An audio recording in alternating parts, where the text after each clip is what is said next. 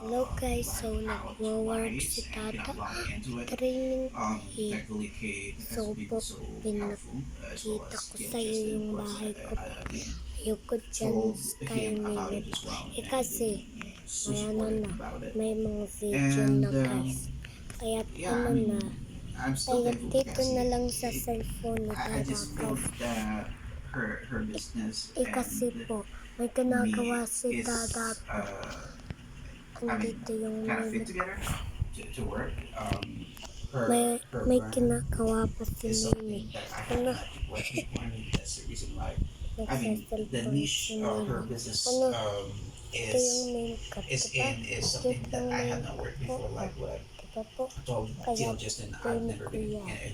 Cosmetic industry before. I never worked or never created any design for. And Cassie seems to have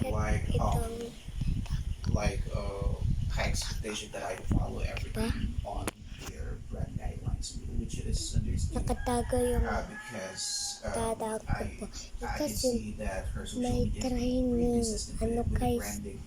So Kaya I understand where she's coming po from. Kaya So yeah, nag-alis ako dyan and guys. TL Justin already mentioned some of the things that I need to work on. Ano like guys? being proactive. They said Nag-alis ako dyan they guys. have worked Ano? for me. Kaya I should may have ginagawa asked pa si what are the Tata things I can do guys. for them, Ano something po? like that.